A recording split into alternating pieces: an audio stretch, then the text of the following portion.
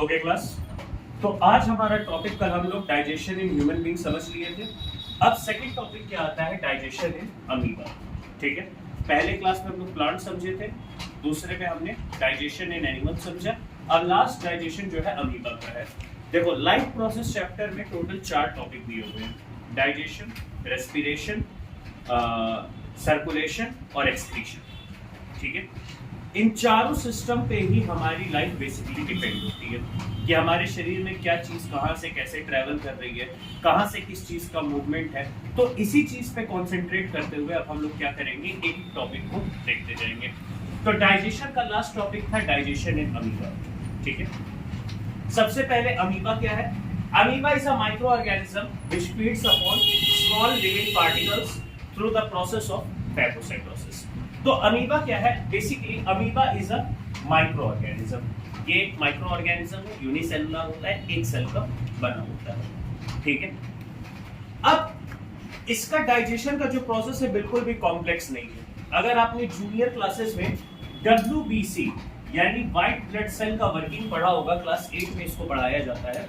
अगर आपने पढ़ा होगा तो आपको ये तुरंत समझ में आ जाएगा। सिर्फ डायग्राम से ही मुझे एक्सप्लेन भी नहीं करना पड़ेगा और आपको इतने से ही समझ में आ जाएगा कि क्या हो रहा है। खैर, जो बच्चे नहीं पढ़े हैं उनके लिए फैगोसाइटोसिस, ये बहुत इंपॉर्टेंट टर्म है। बहुत इंपॉर्टेंट मतलब बहुत इंपॉर्टेंट। फैगोसाइटोसिस, फैगोसाइटोसिस का मतलब क्या होता है। फैगो का मतलब होता है फॉल्स और साइटोसिस का मतलब होता है डाइजेशन।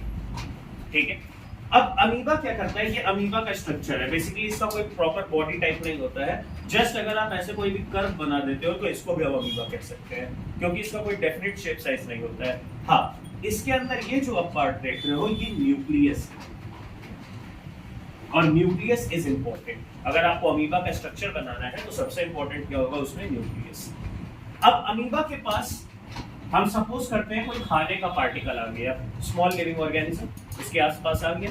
ठीक है, अब अमीबा क्या करता है, अपने किनारे एक फॉल्स मेम्ब्रेन बनाता है। फॉल्स मेम्ब्रेन का मतलब अपने बॉडी को ऐसे एक्सपेंड कर लेता है। सपोज करो, ये देखो, ये कोई फूड पार्टिकल है। ठीक है, ये अमीबा की बॉडी है। अब अमीबा क्या करेगा, खुद को यहां से ऐसे एक्सपेंड करके इसके किनारे एक चेंबर बना लेगा, कुछ इस तरीके से चेंबर बना लिया। अमीबा क्या किया, अपने बॉडी को फैला लिया। वही काम हम यहाँ पे भी देख रहे हैं, अपने बॉडी को इसने क्या किया, फैला लिया। फैलाने के बाद ये फूड पार्टिकल को क्या करता है, अपने अंदर रख लेता है, अपने बॉडी के अंदर उसको एब्जॉर्ब कर लेता है।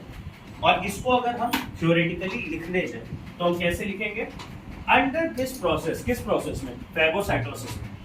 Under this process, the amoeba develops a false membrane around the food particle। जैसा कि डायग्राम में क्लियर है, ये स्टेज 1 है, ये स्टेज 2 है, ये स्टेज 3 है, ये स्टेज 4 है।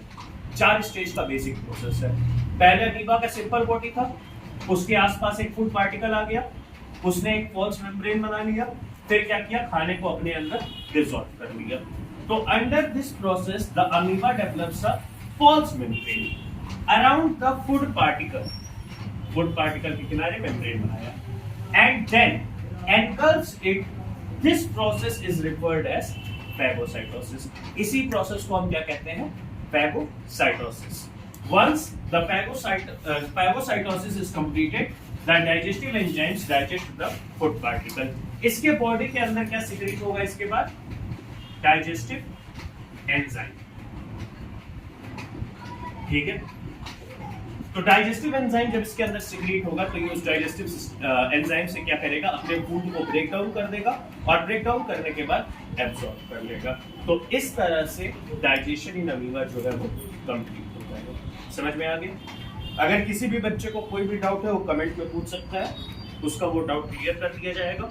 पार्ट 2 में हम लोग रेस्पिरेटरी सिस्टम देखेंगे, जो आज ही अपलोड होगा इस वीडियो के बाद, और रेस्पिरेटरी सिस्टम ह्यूमन बीइंग्स का देखेंगे।